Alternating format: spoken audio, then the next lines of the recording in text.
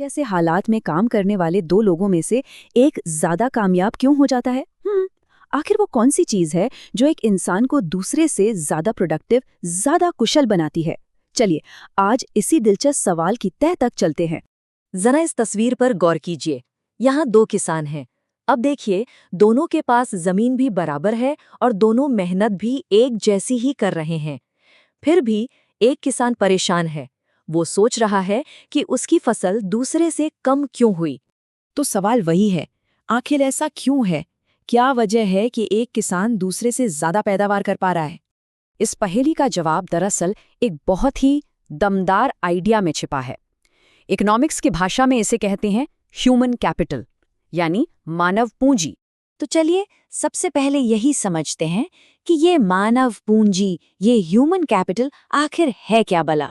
अगर बिल्कुल सीधे सीधे समझें तो मानव पूंजी का मतलब है किसी भी देश के लोगों में मौजूद स्किल, नॉलेज और एक्सपर्टीज का पूरा स्टॉक। देखिए, ये सिर्फ लोगों की गिनती नहीं, बल्कि ये उन लोगों पर किया गया एक तरह का इन्वेस्टमेंट है, एक ऐसा निवेश जो उन्हें और भी ज्यादा काबिल बनाता है। इसको ना ऐसे समझिए जैसे कोई देश अपनी जमीन या खनिजों को, मतलब कि फिजिकल रिसोर्सेज को फैक्ट्री या मशीनों में बदलता है ना? ठीक वैसे ही वो अपने लोगों को, जैसे स्टूडेंट्स को, बेहतर शिक्षा और ट्रेनिंग देकर डॉक्टर, इंजीनियर और हाँ, बेहतर किसान जैसी ह्यूमन कैपिटल में बदलता है। तो अब सवाल ये उठता है कि ये मानव पूंजी बनती कैसे है, इसके सोर्स क्या हैं, कहाँ से आती है ये?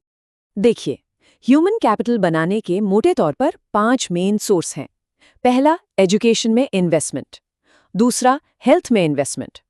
तीसरा, ऑन द जॉब ट्रेनिंग, यानी काम के साथ साथ सीखना। चौथा है माइग्रेशन, मतलब बेहतर मौकों के लिए एक जगह से दूसरी जगह जाना। और पांचवा, इंफॉर्मेशन, यानी सही जानकारी तक पहुंच। ये सारी चीजें मिलकर ही किसी इंसान की प्रोडक्टिविटी को बढ़ाती हैं। अच्छा, इस कॉन्सेप्ट को और भी साफ साफ समझने के लिए चलिए इसकी तुलना फिजिकल कैपिटल से करते हैं। जैसे मान लीजिए कोई मशीन। तो सबसे पहला और बड़ा फर्क तो यही है कि एक मशीन को हम छू सकते हैं, देख सकते हैं, वो टेंजिबल है। लेकिन ह्यूमन कैपिटल, यानी किसी का ज्ञान या कोई हुनर, वो तो इनटेंजिबल है, वो तो किसी के दिमाग में होता है ना? दूसरा फर्क देखिए, एक मशीन को उसके मालिक से अलग करके बेचा जा सकता है, सिंपल। लेकिन ह्यूमन कैपिटल को क्या उसे उसके मालिक से अलग कर सकते हैं? नहीं। एक डॉक्टर अपना दिमाग या अपना ज्ञान बेच नहीं सकता, वो सिर्फ अपनी सर्विस दे सकता है। और शायद सबसे जरूरी फर्क ये है कि एक मशीन का फायदा वो तो ज्यादातर उसके मालिक को ही मिलता है, लेकिन ह्यूमन कैपिटल का फायदा सिर्फ उस एक इंसान को नहीं, बल्कि पूरी सोसाइटी को, पूरे समाज को मिलता है। कैसे? अरे भाई, एक पढ़ा लिखा इंसान एक बेहतर नागरिक बनता है और एक सेहतमंद इंसान बीमारियों को फैलने से भी तो रोकता है। और देखिए, इन्हीं सब वजहों से ह्यूमन कैपिटल को किसी भी देश की इकोनॉमिक ग्रोथ का सबसे बड़ा इंजन माना जाता है। और ऐसा नहीं है कि ये कोई नई बात है। भारत ने इस आइडिया की अहमियत को बहुत पहले ही पहचान लिया था। जो 7वां 5 ईयर प्लान था, उसमें साफ साफ कहा गया था कि भारत जैसे विशाल आबादी वाले देश के लिए ह्यूमन रिसोर्स का डेवलपमेंट ही इकोनॉमिक डेवलपमेंट की स्ट्रैटेजी के सेंटर में होना चाहिए। अब जरा कुछ आंकड़ों पर नजर डालते हैं।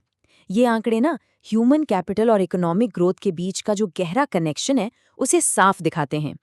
1951 से लेकर 2016-17 के बीच भारत ने per capita income, life expectancy और लिटरेसी रेट, इन तीनों में ही जबरदस्त तरक्की की है।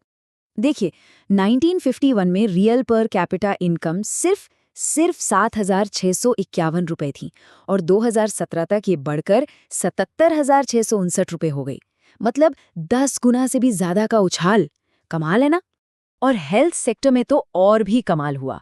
1951 में महिलाओं की औसत उम्र, मतलब लाइफ एक्सपेक्टेंसी, बस 36 साल थी, सोचिए। और 2017 में ये लगभग डबल होकर 70 साल पर पहुंच गई। अब बात करते हैं एजुकेशन की।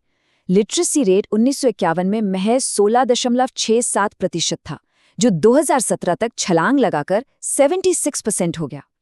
तो ये नंबर्स साफ साफ एक ही कहानी बताते हैं कि अपने लोगों में इन्वेस्ट करने का देश की तरक्की पर कितना गहरा और पॉजिटिव असर होता है।